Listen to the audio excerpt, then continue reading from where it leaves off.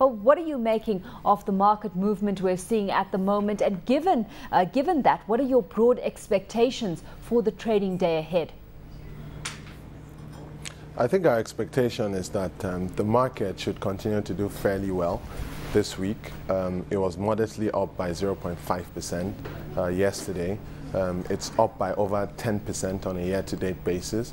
And we think that the banking sector would continue to drive the performance of the market as a whole. I mean, what we've seen so far is that banks generally have made a total provision of over 1.5 trillion naira.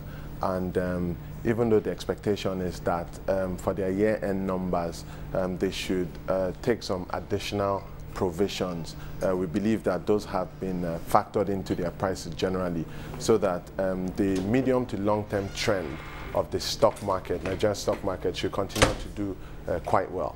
What's your take on the rot that is possibly still in the system, Shauib? I mean, as you say, we've seen hefty provisions being made thus far, but there's still expectations for more provisions when year-end results are released in March. Just how much is possibly left here? I mean, we're still expecting quite a bit of additional provisions to be made by most of these banks, but we think that the worst is over. The CBN governor has been very adamant about banks coming clean about their the bad loans on their balance sheets. And I think generally across board they've done that. So we don't expect any additional skeletons in the cupboard. I think they've generally been factored into their prices at the moment. In addition as well, the AMC bill, which the Senate has said that they would start reading it again after the mishap or the issue they had on Friday, where they stepped it down because of incomplete documentation about the pricing. I think once that is back on board and once the AMC bill is signed into law, that should help banks generally mop up these toxic assets on their balance sheet, which should augur well for them. In the meantime, we've got investors approaching the sector pretty cautiously. As we've seen through the downturn, though, it's in this kind of environment that the food and beverages space gets a whole lot of attention. Yesterday, one of the players that stood in the spotlight was Nigerian Breweries. As I was saying earlier, the counter saw good two-way and was pushed 5% higher in the closing minutes to end the day at 59 naira 90. What's your view on the stock at the moment?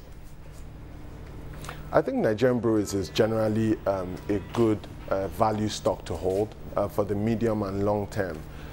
And what we've seen is that their turnover and profits have been up by 20% on their Q3 numbers that was recently released. Now, the expectation in the market is that because most of their sales are usually done, around the Q4 during the Yuletide season, what we expect is that the numbers should continue to look better than what was published for their Q3 numbers. So therefore, the expectation is that the stock should continue to do well. On a projected PE basis and on a dividend yield basis as well, they continue to remain attractive to long-term investors and offer good value for money. How does Nigerian Breweries rank in your books when we compare it to Guinness and international breweries? I think between Guinness and Nigerian Breweries, they control around 90% of the total market share, so that our focus really is on Guinness and Nigerian Breweries. Guinness and Nigerian Breweries historically have always competed head-to-head, but what we think, our view is that Nigerian Breweries offers good value for investors. So does Guinness as well. So those are our top two picks in that sector. Just looking at another counter, Lafarge Wapco, we continue to see the market reacting to its proposed dividend. I mean, what's your outlook on that counter moving forward once this reaction filters through the system? I mean, the recently released result from Wapco was a bit disappointing.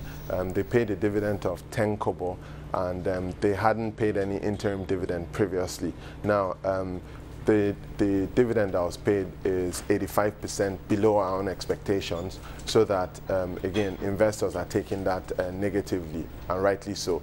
Also, even in terms of, the projected PE and the dividend yield, they continue to look expensive relative to their peers in the sector. So I think those disappointing numbers have generally affected investor sentiments towards Wapco.